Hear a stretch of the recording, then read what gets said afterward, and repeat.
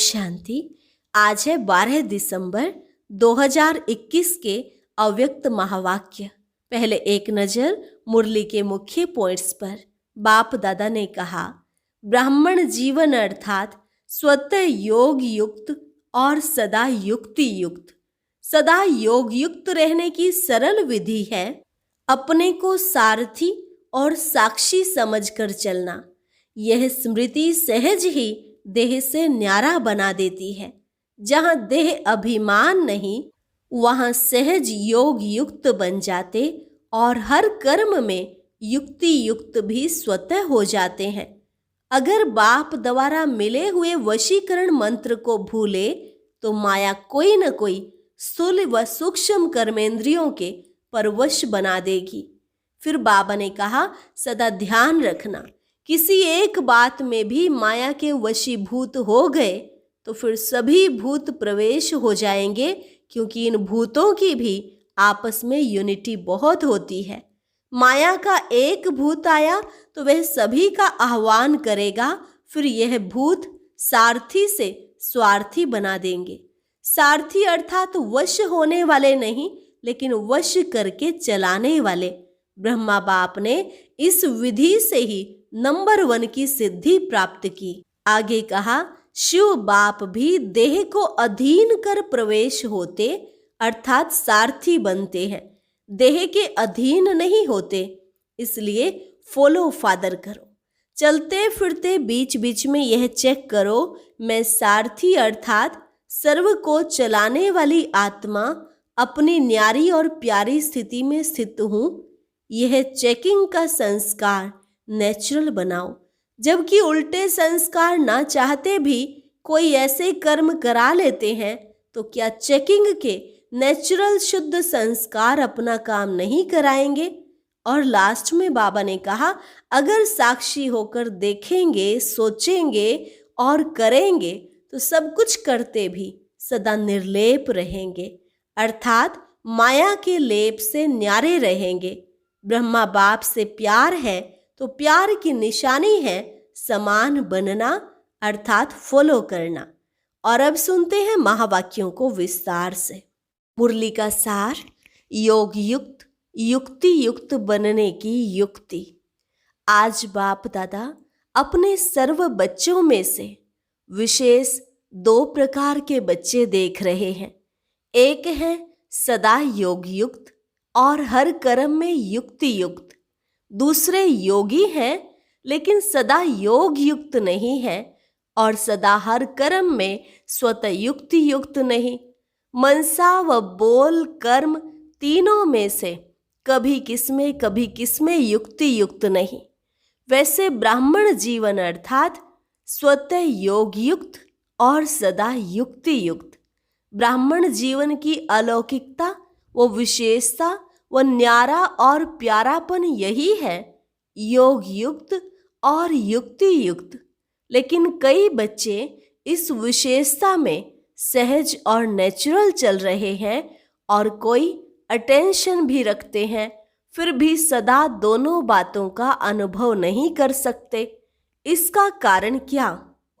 Knowledge तो सभी को है और लक्ष्य भी सभी का एक ही है, फिर भी कोई लक्ष्य के आधार से इन दोनों लक्ष्य अर्थात योग युक्त और युक्ति युक्त स्थिति की अनुभूति के समीप है और कोई कभी फास्ट पुरुषार्थ से समीप आते, लेकिन कभी समीप और कभी चलते चलते कोई न कोई कारणवश रुक जाते हैं। इसलिए सदा लक्षण के समीप अनुभव नहीं करते। सर्व ब्राह्मण आत्माओं में से इस श्रेष्ठ लक्ष्य तक नंबर 1 समीप कौन? ब्रह्मा बाप। क्या विधि अपनाई जो इस सिद्धि को प्राप्त किया? सदा योग युक्त रहने की सरल विधि है सदा अपने को सारथी और साक्षी समझ चलना। सदा अपने को सारथी और साक्षी समझ चलना। आप सभी श्रेष्ठ आत्माएं इस रथ के सारथी हो। रथ को चलाने वाली आत्मा सारथी हो। यह स्मृति स्वतः ही इस रथ अथवा देह से न्यारा बना देती है। किसी भी प्रकार के देह भान से न्यारा बना देती है। देह भान नहीं तो सहज योग युक्त बन जाते और हर कर्म में योग युक्त, युक्ति युक्त स्वतः ही हो जाते हैं। स्वयं को सारथी समझने से सर्व कर्मेंद्रियां अपने कंट्रोल में रहती हैं, अर्थात सर्व कर्मेंद्रियों को सदा लक्ष्य और लक्षण की मंजिल के समीप लाने की कंट्रोलिंग पावर आ जाती है। स्वयं सारथी किसी भी कर्मेंद्रिय के वश नहीं हो सकता, क्योंकि माया जब किसी के ऊपर भी वार करती है तो माया के वार करने की विधि यही होती है कि कोई न कोई स्थूल कर्मेंद्रियां अथवा सूक्ष्म शक्तियां मन बुद्धि संस्कार के परवश बना देती है। आप सारथी आत्माओं को जो महामंत्र वशीकरण मंत्र बाप से मिला हुआ है उसको परिवर्तन कर वशीकरण के बजाय वशीभूत बना देती है। और एक बात में भी वशीभूत हुए तो सभी भूत प्रवेश हो जाते हैं, क्योंकि इन भूतों की भी आपस में बहुत यूनिटी है। एक भूत आया तो वह सभी का आह्वान करेगा। फिर क्या होता है, यह भूत सारथी से स्वार्थी बना देते हैं। और आप क्या करते हो, जब सारथीपन की स्मृति में आते हो तो भूतों को भगाने की युद्ध करते हो। युद्ध की स्थिति को योग युक्त स्थिति नहीं कहेंगे, इसलिए योग युक्त व युक्ति युक्त मंजिल के समीप जाने के बजाय रुक जाते हो और पहला नंबर स्थिति से दूसरे नंबर में आ जाते हो। सारथी अर्थात वश होने वाले नहीं, लेकिन वश कर चलाने वाले। तो आप सब कौन हो, सारथी हो ना। सारथी अर्थात आत्म अभिमानी, क्योंकि आत्मा ही सारथी है। ब्रह्मा बाप ने इस विधि से नंबर 1 की सिद्धि प्राप्त की, इसलिए बाप भी इसका सारथी बना। सारथी बनने का यादगार बाप ने करके दिखाया, फॉलो फादर। सारथी बन सदा सारथी जीवन में अति न्यारी और प्यारी स्थिति का अनुभव कराया, क्योंकि देह को अधीन कर बाप प्रवेश होते अर्थात सारथी बनते हैं, देह के अधीन नहीं बनते, इसलिए न्यारा और प्यारा है। ऐसे ही आप सभी ब्राह्मण आत्माएं भी बाप समान सारथी की स्थिति में रहो। चलते फिरते यह चेक करो कि मैं सारथी अर्थात सर्व को चलाने वाली न्यारी और प्यारी स्थिति में स्थित हूँ। बीच बीच में यह चेक करो। ऐसे नहीं कि सारा दिन बीत जाए फिर रात को चेक करो।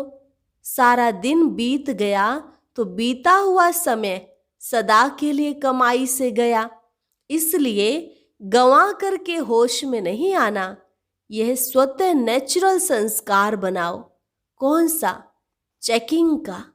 जैसे किसी के कोई पुराने संस्कार इस ब्राह्मण जीवन में अभी भी आगे बढ़ने में विघ्न रूप बन जाते हैं, तो कहते हो ना कि न चाहते भी संस्कारों के वश हो जाते हैं। जो नहीं करना चाहते हो वह कर लेते हैं। जब उल्टे संस्कार न चाहते कोई भी कर्म करा लेते हैं तो यह नेचुरल चेकिंग का शुद्ध संस्कार अपना नहीं सकते हो। बिना मेहनत के चेकिंग के शुद्ध संस्कार स्वतः ही कार्य कराते रहेंगे।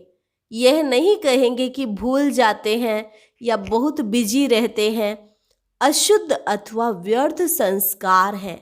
कई बच्चों में अशुद्ध संस्कार नहीं तो व्यर्थ संस्कार भी है। यह अशुद्ध व्यर्थ संस्कार भुलाते भी नहीं भूल सकते हो और यही कहते हो कि मेरा भाव नहीं था, लेकिन मेरा यह पुराना स्वभाव है, वह संस्कार है। तो अशुद्ध नहीं भूलता, फिर शुद्ध संस्कार कैसे भूल जाता है? तो सारथीपन की स्थिति स्वतः ही स्व उन्नति के शुद्ध संस्कार इमर्ज करती है और नेचुरल समय प्रमाण सहज चेकिंग होती रहती है।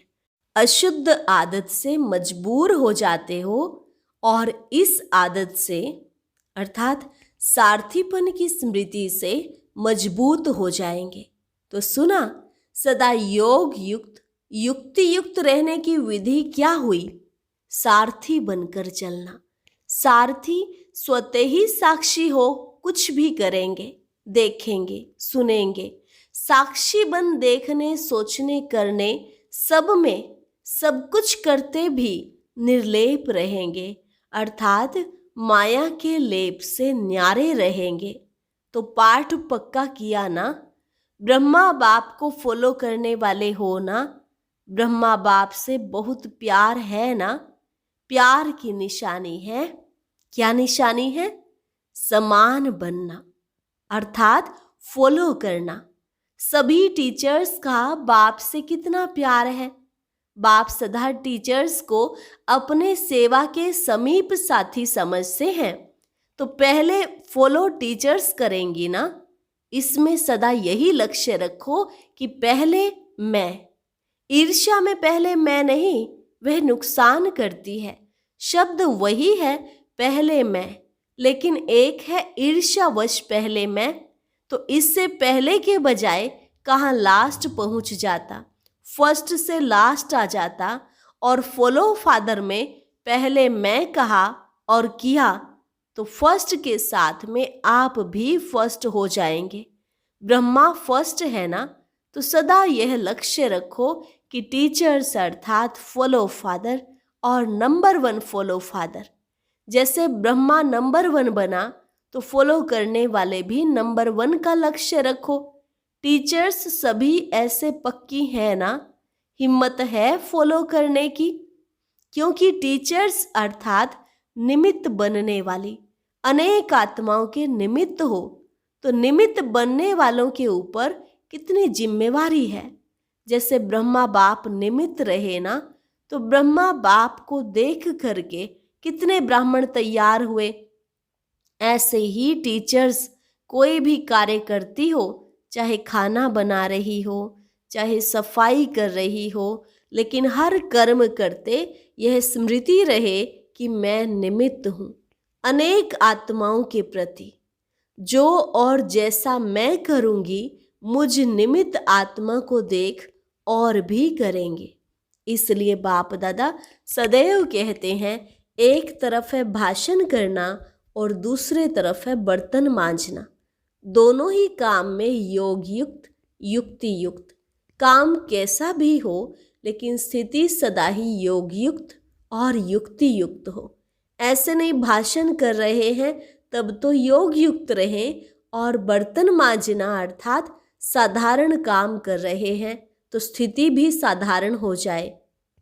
हर समय फॉलो फादर। सुना, आगे बैठती हो ना, तो बैठने में आगे कितना अच्छा लगता है और सदा आगे बढ़ने में कितना अच्छा लगेगा। जब भी कोई ऐसा कड़ा संस्कार पीछे करने की कोशिश करे तो यह सीन याद करना। जब आगे बैठना अच्छा लगता तो आगे बढ़ने में क्यों पीछे रहे। तो जब कोई बात आए तो मधुबन में पहुंच जाना और अपने को हिम्मत उमंग में ले आना, क्योंकि पीछे रहने वाले तो बहुत पीछे आएंगे। आप लोग भी पीछे रह जाएंगे तो फिर पीछे वालों को आगे करना पड़ेगा। इसलिए सदा यही स्मृति रखो कि हम आगे रहने वाले हैं। पीछे रहना अर्थात प्रजा बनना। प्रजा तो नहीं बनना है ना, प्रजा योगी तो नहीं, राजयोगी होना। तो फॉलो फादर। अच्छा, फॉरेनर्स क्या करेंगे? फॉलो फादर करेंगे ना। कहाँ तक पहुँचेंगे? सभी फ्रंट में आएंगे। जो भी आए हैं फॉलो फादर कर फास्ट और फर्स्ट आना। यह नहीं सोचो कि फर्स्ट तो एक ही आएगा, लेकिन फर्स्ट ग्रेड तो बहुत होंगे ना। फर्स्ट नंबर तो ब्रह्मा आएगा, लेकिन फर्स्ट ग्रेड में तो साथी रहेंगे। इसलिए फर्स्ट में आना। एक फर्स्ट नहीं होगा, फर्स्ट ग्रेड वाले बहुत होंगे। इसलिए यह नहीं सोचो पहला नंबर तो फाइनल हो गया इसलिए सेकंड ही आएंगे। सेकंड ग्रेड में नहीं जाना, जो ओटे सो अव्वल अर्जुन। अव्वल नंबर माना अर्जुन। सबको फर्स्ट में आने का चांस है, सब आ सकते हैं। फर्स्ट ग्रेड बेहद है, कम नहीं है, तो सभी फर्स्ट में आएंगे ना, पक्का है? अच्छा, सदा ब्रह्मा बाप को फॉलो करने वाले, सदा स्वतः योग युक्त युक्ति युक्त रहने वाले, सदा सारथी बन कर्मेंद्रियों को श्रेष्ठ मार्ग पर चलाने वाले, सदा मंजिल के समीप रहने वाले, ऐसे सर्वश्रेष्ठ आत्माओं को बाप दादा का याद प्यार और नमस्ते। रूहानी बच्चों की रूहानी बाप दादा को नमस्ते नमस्ते, गुड मॉर्निंग। अभी है अव्यक्त बाप दादा के जोन वाइज उच्चारे हुए मधुर महावाक्य। इंदौर जोन। बाप दादा की श्रेष्ठ मत ने श्रेष्ठ गति को प्राप्त करा लिया। ऐसा अनुभव करते हो ना, जैसी मति वैसी गति होती है। तो बाप की श्रेष्ठ मत है तो गति भी श्रेष्ठ होगी ना। कहते हैं कि जैसी अंत मते वैसी गति। यह क्यों गाया हुआ है? क्योंकि बाप चक्र के अंत में ही आकर श्रेष्ठ मत देता है। तो अंत समय पर श्रेष्ठ मत लेते हो और अनेक जन्म सदगति को प्राप्त करते हो। इस समय बेहद की अंत मते सो गते श्रेष्ठ हो जाती है। तो इस समय का ही यादगार भक्ति में चला आता है। एक जन्म की श्रेष्ठ मत से कितने जन्म तक श्रेष्ठ गति प्राप्त करते हो? सब यादगार इस संगम युग के ही हैं। यादगार क्यों बने हैं? क्योंकि इस समय याद में रहकर कर्म करते हो। हर कर्म का यादगार बन गया। आप अमृत वेले विधि पूर्वक उठते हो तो देखो आपके यादगार चित्रों में भी विधि पूर्वक उठाते हैं। कितना प्यार से उठाते हैं। हैं जड़ चित्र, लेकिन कितने दिल से, कितने स्नेह से उठाते हैं। उठाते भी हैं तो खिलाते हैं, सुलाते भी हैं। क्योंकि आप इस समय सब याद के विधि पूर्वक करते हो। खाना भी विधि पूर्वक खाते हो, भोग लगाकर खाते हो ना, या जैसे हैं वैसे ही खा लेते हो? ऐसे तो नहीं किसी को खाना देना है इसलिए जल्दी जल्दी में भोग नहीं लगाया। अगर किसको देना भी है, कोई मजबूरी है, तो भी पहले अलग हिस्सा जरूर निकालो। ऐसे नहीं किसी को खिलाकर पीछे भोग लगाओ। विधि पूर्वक खाने से सिद्धि प्राप्त होती है, खुशी होती है, निरंतर याद सहज रहती है। तो अमृत वेले से लेकर रात तक जो भी कर्म करो याद के विधि पूर्वक करो, तब हर कर्म की सिद्धि मिलेगी। सिद्धि अर्थात प्रत्यक्ष फल प्राप्त होता रहेगा। सबसे बड़े ते बड़ी सिद्धि है प्रत्यक्ष फल के रूप में अतीन्द्रिय सुख की अनुभूति होना। सदा सुख की लहरों में, खुशी की लहरों में लहराते रहेंगे। पहले प्रत्यक्ष फल मिलता है, फिर भविष्य फल मिलता है। इस समय का प्रत्यक्ष फल अनेक भविष्य जन्मों के फल से श्रेष्ठ है। अगर अभी प्रत्यक्ष फल नहीं खाया तो सारे कल्प में कभी भी प्रत्यक्ष फल नहीं मिलेगा। अभी अभी किया, अभी अभी मिला, इसको कहते हैं प्रत्यक्ष फल। सतयुग में भी जो फल मिलेगा वह इस जन्म का मिलेगा, दूसरे का नहीं। लेकिन यहाँ जो मिलता है वह प्रत्यक्ष फल अर्थात अभी अभी का फल है। तो प्रत्यक्ष फल से वंचित नहीं रहना, सदा फल खाते रहना। यह प्रत्यक्ष फल अच्छा लगता है ना? ऐसा भाग्य कभी सोचा था भगवान द्वारा फल मिलेगा? यह तो स्वप्न में भी नहीं था ना। तो जो बात ख्याल ख्वाब में नहीं हो और वो हो जाए तो कितनी खुशी होती है। आजकल की अल्पकाल की लॉटरी आती है तो भी कितनी खुशी होती है। और यह प्रत्यक्ष फल सो भविष्य फल हो जाता है। तो नशा रहता है ना, कभी कम कभी ज्यादा तो नहीं। सदा एक रस स्थिति में उड़ते चलो। सेकंड में उड़ना सीख गए हो ना, या ज्यादा समय लगता है? संकल्प किया और पहुंचे, इतनी फास्ट गति है। इंदौर जोन वाले सभी संतुष्ट होना। माताएं सदा संतुष्ट हो। कभी परिवार में भी लौकिक द्वारा असंतुष्ट तो नहीं होती, कभी तंग होती हो, कभी चंचल बच्चों से तंग होती हो। तंग कभी नहीं होना। जितना आप तंग होंगे उतना वह ज्यादा तंग करेंगे। इसलिए ट्रस्टी बनकर, सेवाधारी बनकर सेवा करो। मेरापन आता है तो तंग होते हो। मेरा बच्चा और ऐसे करता है, तो जहां मेरापन होता है वहां तंग होते, और जहां तेरा तेरा आया, सब कुछ बाबा तेरा, तो तैरने लगते। तो तैरने वाले हो। सदा तेरा माना स्वमान में रहना, मेरा मेरा कहना माना अभिमान आना, तेरा तेरा मानना माना स्वमान में रहना। तो सदा स्वमान में रहने वाले अर्थात तेरा मानने वाले, यही याद रखना। अच्छा, डबल फॉरेनर्स भी सिकिलदे हैं, थोड़े हैं, कितनी खुशी रहती है उसका वर्णन कर सकते हो। बेहद का बाप है तो प्राप्ति भी बेहद की है, इसलिए हद की गिनती कर नहीं सकते। बाप दादा तो डबल विदेशी बच्चों को तीव्र पुरुषार्थ की रफ्तार से देख खुश होते हैं। भारतवासी तो भारत की बातों को जानते हैं, लेकिन यह लोग न जानते भी इतने समीप तीव्र पुरुषार्थी बने तो कमाल की ना। तो डबल लक्की हो गए।